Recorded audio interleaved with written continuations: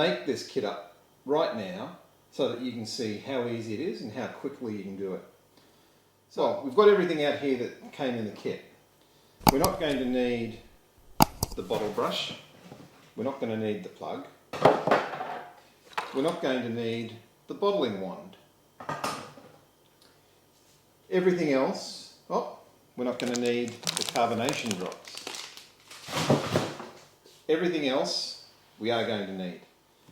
Now some extra equipment that we are going to need, but don't stress, it's not too hard. We're going to need a jug for measuring our water. So I've got 2.5 litres of fresh water in here. We're going to need a pair of scissors to cut everything open, because sure as shit, if I try and tear that open, I'm going to make a mess all over my wife's kitchen and then I'll get in trouble. We're going to need a measuring spoon, and that's a 1 tablespoon measuring spoon. And that's it. Boiled water. So the water's boiled, it's ready to go into our fermenter. But first of all, I'm going to take this off so I don't break it. They are a little fragile. First of all, we're going to sanitize the equipment that we're going to use. So in order to do that, I have a bucket and I have 2.5 litres of water.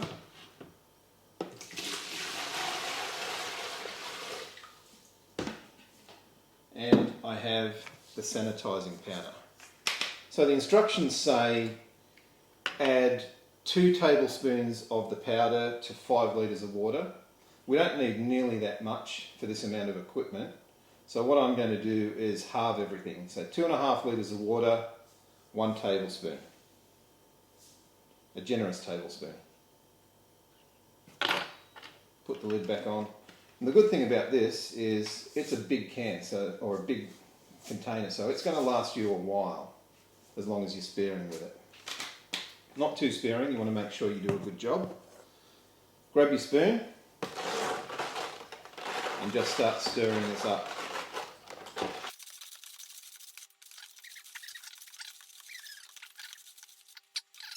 We've mixed that in.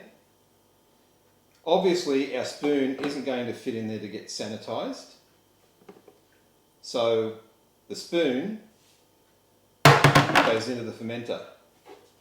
A little bit of this goes into the fermenter. You don't need to put a lot in there, all you need to do is coat the inside surfaces. And as long as you get 30 seconds to a minute exposure, I like to soak things for about 15 minutes, but as long as you get that exposure to all the inside surfaces, you're good to go. Our scissors are going into the sanitizer. What else do we need to sanitize here? We don't need the bottle. Our hydrometer and the tube that we'll use to measure the beer can go into the sanitizer. And I'll show you why. It's a little bit controversial, but it's something that I like to do. Now we're going to take the lid off this. Okay, pulls off like that. There's our yeast. Now normally I would sanitize the yeast packet as well, because they generally come in foil packets. But this is a paper packet and I don't feel that I should soak this in there at the moment. So I'll just leave that out for the minute. And we can take that, put it in the rubbish responsibly. And what else do we need to sanitize? We need to sanitize the airlock. So that's everything in the sanitizing liquid at the moment. We put our lid on top of the fermenter.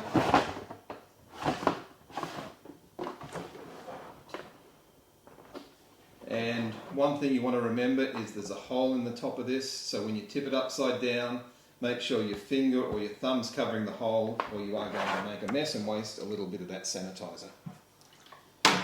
So we just tip it up.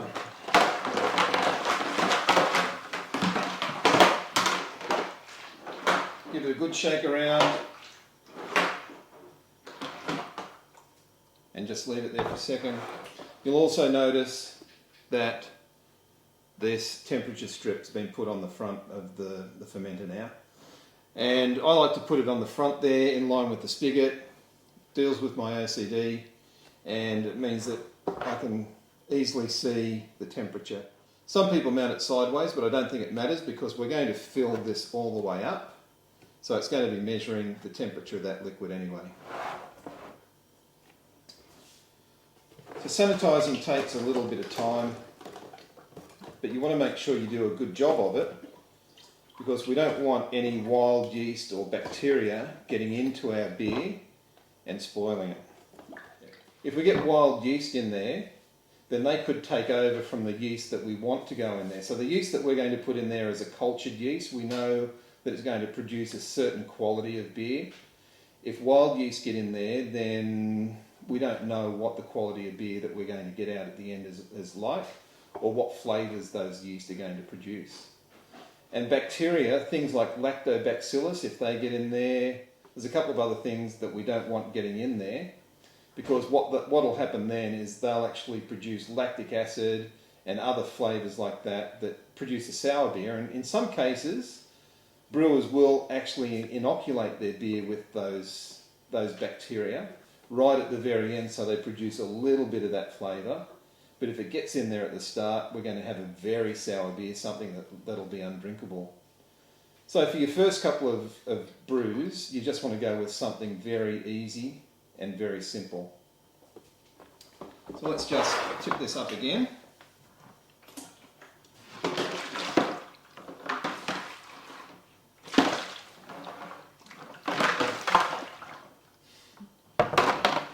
Hasn't quite sealed. Open it up. And I'm going to put the lid into this container here. Other thing is, hands. Hands have bacteria on them too. So you don't need to sanitize your hands for any length of time, but just dip them in the sanitizing liquid, rub it around. Do that a few times, just to get rid of anything that might be lurking under your fingernails. We'll grab the spoon out. And the rest of this liquid we'll just tip back in here.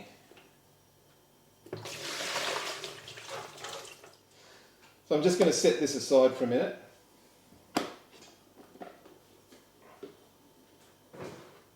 So what I've just done off camera is I've taken this tin of malt extract and I've put it in my jug and just filled to the top of it with hot tap water. And what that's going to do is just make that liquid malt extract, a little runnier and easier to pour into our fermenter. I should have done this before I started everything else, but mistakes are made. But I've done it now. It's been sitting in here for a few minutes, and while I get everything else ready, I've got to put 2 litres of water into the fermenter to start with. I've boiled my jug. I've got boiled water sitting over there, about 2 litres. I'm going to pour that into the fermenter, and then once I've done that, I'll open this malt extract, tip it all in and stir it round. The reason we use nearly boiling water is that will make it much easier to mix everything up.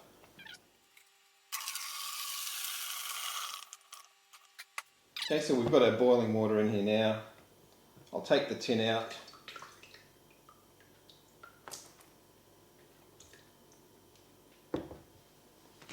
And I'll put this malt extract in the warm water now as well, just to loosen it up a little too.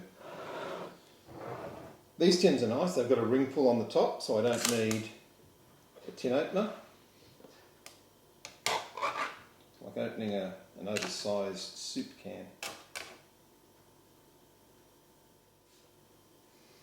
Oh, that's a smell I remember. Do you remember, I'm probably showing my age now, when we were kids you get malted milkshakes? This is basically what they put in there, was malt extract. It's probably where I get my beer addiction from. There's a very, like a Vegemite, almost Vegemite smell. but that's just because it's so concentrated. The malts are so concentrated in there. It's got that fermented soy, Vegemite type smell.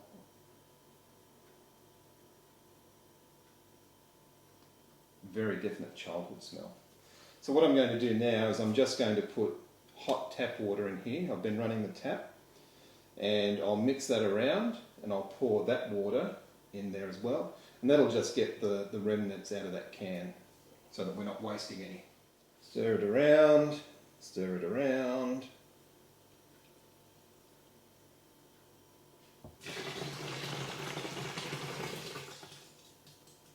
Because it's so thick, it does stick to the walls there. So another round of hot water. That's looking a lot better.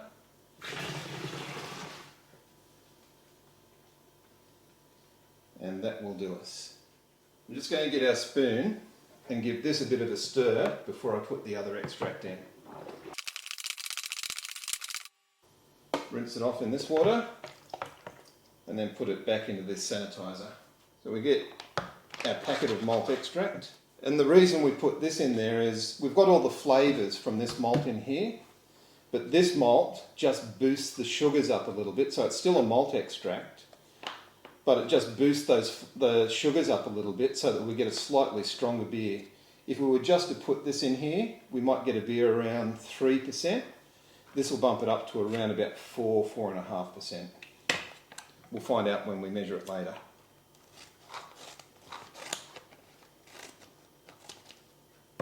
Yeah, so the flavour that we get from beer comes from the grains that we use. So there's a number of different grains. We can use barley, we can use wheat, so wheat beers obviously use wheat. We can use rice, we can use corn, we can use, well, they're starting to experiment now with sorghum as well. So with Corona, with Mexican style beers, there's usually a couple of different grains that they'll use. So barley, there's always barley in there because it's barley that gives us that power to convert the grain starches into carbohydrates that the yeast can consume. But there's also going to be a little bit of corn in there. So typically Mexican style beers are around about a third corn. So that's where our flavours are coming from. In this one, we can probably just squeeze it all out. So with these type of extract beers, most of your flavour is coming out of the can. So they'll have combined certain grains and corn to get that Mexican style flavouring, and that goes into the can. And this liquid malt extract is probably just barley.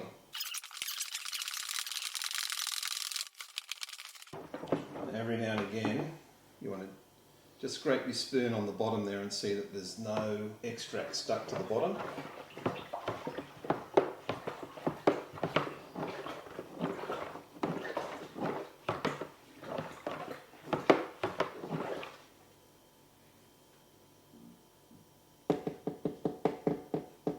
So we've got about 3 litres in there between the boiling water and the extracts that we put in there.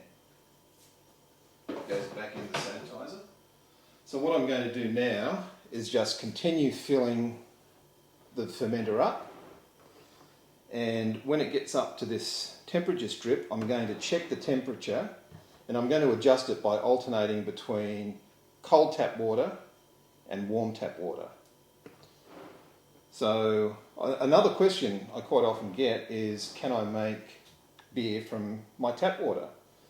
If your tap water is good enough to drink, then it's good enough to make beer from. Sometimes your tap water may have a slightly chlorinated smell, and what you can do in that case is fill a container up, something this size, with water, leave the lid off it overnight, and that chlorine will just dissipate out of the water overnight. So if you do have water that smells strongly of chlorine, just prepare a container overnight, and that'll get rid of most of the chlorine out of your water.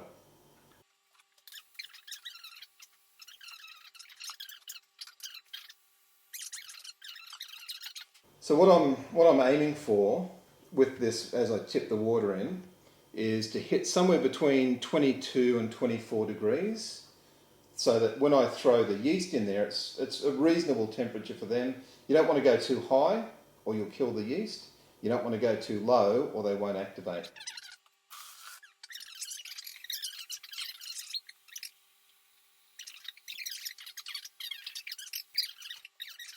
So before I tip this jug in, another question that's often asked is people say, well, I heard that oxygen isn't good for beer, so when I'm tipping this water in, I'm obviously adding a lot of oxygen into that mixture at the moment. The truth of it is, yeast need oxygen when they're starting to grow. So right at the very beginning of fermentation, they need a lot of oxygen to produce healthy cell walls. But as you go on later in fermentation, once the fermentation's kicked off, you don't want oxygen to come into contact with your beer, because that will start to produce some off flavours, some flavours and smells like wet cardboard or wet dog sometimes. And that's not something you want in a beer. So now we have 23 litres in the fermenter. We have 2 litres of the boiling water, a litre of the extracts, and 4 5-litre jugs of fresh tap water. It's still running a little bit warm, so it's going to have to sit here for a little while. So I'm just going to pop the lid on.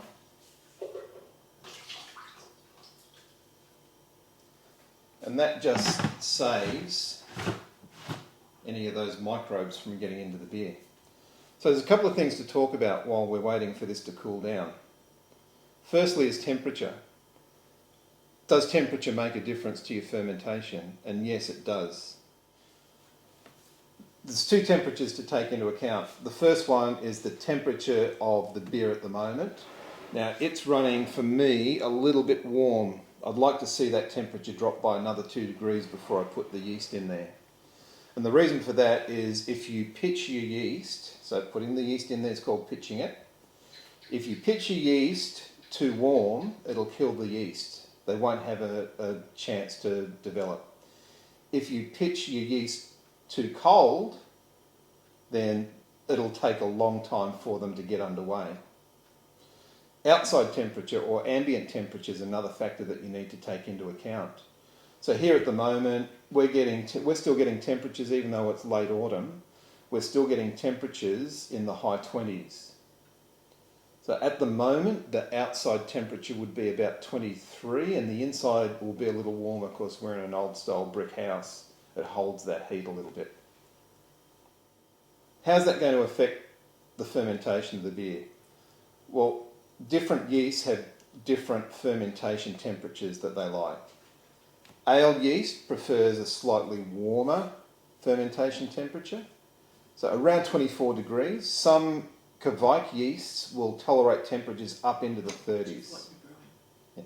So what we're brewing at the moment is an ale, and I want to keep that around about 24 degrees. So what I'm going to do, once I've pitched the yeast, I'm going to put it into a cupboard in the middle of the house where the temperature is going to be nice and constant. Not a good cupboard where we keep lots of stuff, a cupboard that's basically got junk in it.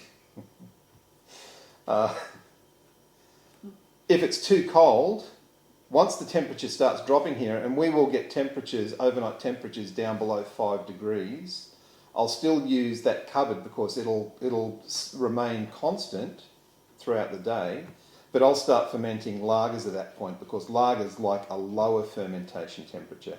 They like to be down around the 8 to 15 degree mark. So you'll ferment your beers, depending on where you are, based on the temperatures. And while people in North Queensland, I'm sure, will tell me they can brew lagers up there during the winter, they'll mostly be brewing ales because their temperatures are a lot warmer than you'll be getting down in Melbourne over winter. Humidity doesn't bother. I mean, you want to store this in a reasonably dry, dark, constant temperature, but the humidity, unless you get mould, isn't going to affect it. You don't want to be storing your beer anywhere where it's mouldy because then there's another thing you've got to worry about infecting your beer. The other thing you want to think about too is light. Now, if you store your fermenter in a bright laundry with constant sun streaming in during the day, you're going to end up with what they call a skunky beer. Now, if you think about Coronas, if you like to drink Corona, if you really think about it, if you really smell and taste it, you can get a little bit of that off skunky flavour from a Corona. And the reason for that is that they put them into clear bottles. And yeast do not like sunlight. They don't like ultraviolet light either. So keep your beer away from sunlight and keep it away from ultraviolet light if you don't want that skunkiness. When I brew my Mexican lager, Craig's Corona clone, I haven't done it yet, but maybe I'll experiment with a couple of clear bottles on a sunny day, put them out there for an hour or two and just see if I can replicate that skunky flavour from Corona. The exact reason why you put lime or lemon into the top of your Corona bottle is to mask that skunky flavour. The acids neutralise it. So this is going into a dry, dark place, and I'm just going to sit it there for 2 weeks. I'm not going to even look at it. And at the end of that 2 weeks, I'll come along and I'll take another hydrometer reading from it, and then I'll determine whether or not it's finished fermenting. Once it drops down, the packet says once it drops down below 1.008, that's the end of fermentation. But I find that I get a lot of beers fermenting with the yeast that I use right down to 1.000, which means that the yeast is consuming all of that sugar. And that's fine, I don't mind that. I don't mind the taste of a dry beer because that gives you a nice crisp flavour as well. And it's good for you because the yeast consume the sugar, not you.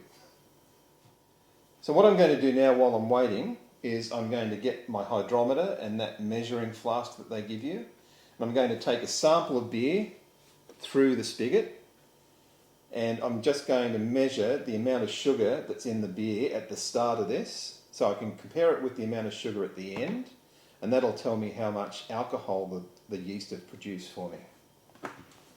Lovely little yeast. So what I've got here is the hydrometer that comes with the kit and the tube that it comes in, that they say to measure the specific gravity of your beer with, or your wort with. It's called wort at the moment.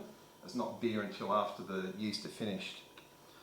So I'm just going to take the opening of that, place it under the spigot and open it up.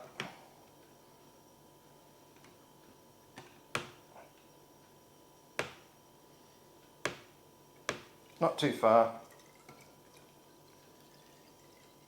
Thanks to the magic of editing, you're not going to see that blooper.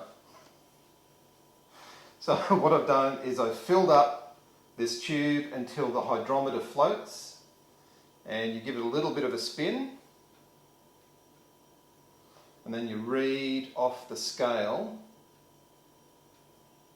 and it says you read, so you get it level with your eyes and you read through the bottom of the meniscus, if you remember your high school chemistry.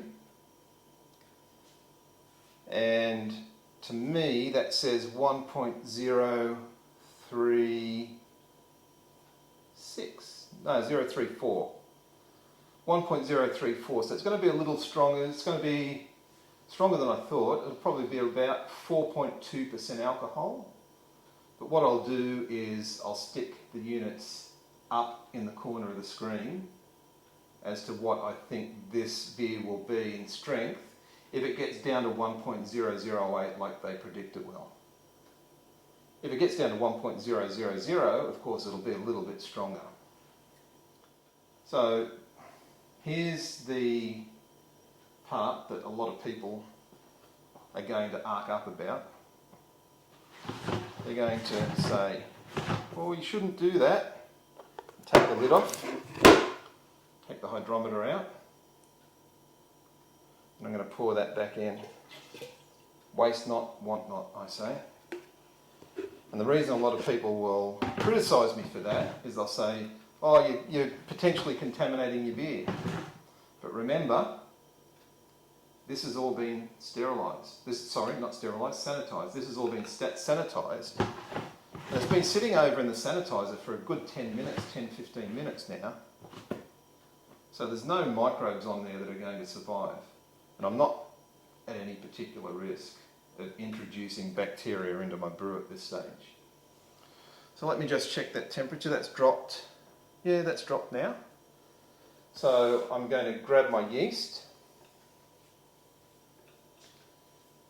I'm actually going to put this back in the sanitizing liquid, not for any reason other than it just needs to be rinsed off or it'll get really sticky. And there's no other use for the sanitizing liquid. Sanitizing liquid is a one-use thing. After about an hour, all of the compounds that make it sanitize your equipment wear off. So you don't want to keep it around for any length of time. So now I'm going to grab my yeast.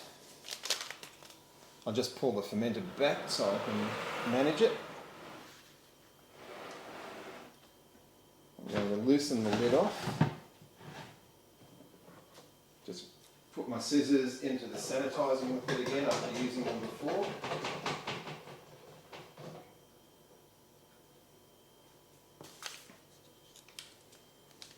Shake the packet down.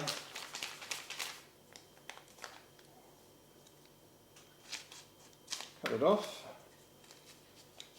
Open it up. Then just pour the yeast in just so that you've got a lot of coverage across the whole surface area. You don't want to dump it into one spot. And get as many of those yeast little granules out as you can. Okay. Then we put the lid on, and that's the last thing we need to do now to this beer.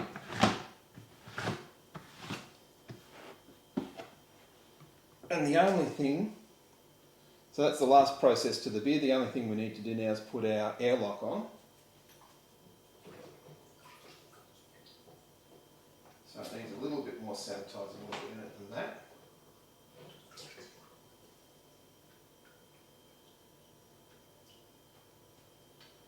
So you'll notice with your airlock that there are 2 marks on there, and that's the level that you want to fill it to. So that's about the level you want it to. Put it in carefully because they can be a little brittle. I'll know when fermentation's kicked off on this because the liquid on this side of the airlock will get pushed down and around that little S-bend and into this side of the airlock. And that happens when the yeast is producing the carbon dioxide. The pressure forces the carbon dioxide up and out and around, and it'll start to bubble. You'll actually see it when it hits full fermentation. There'll be quite a lot of bubbling in there. Then when it gets towards the end of fermentation, it'll start to slow down and it'll stop.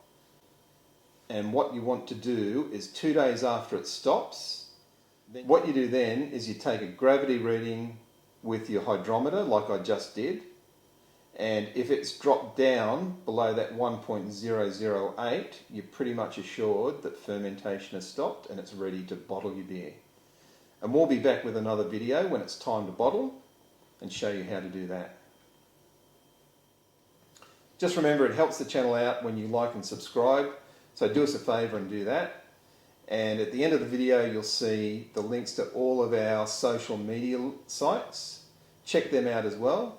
And of course, all of the information that we show on here can be found on our blog pages on backyardbrewer.ninja. Just look under the blogs, and all of the information, all of the equipment, everything that we put online goes onto the blog as well.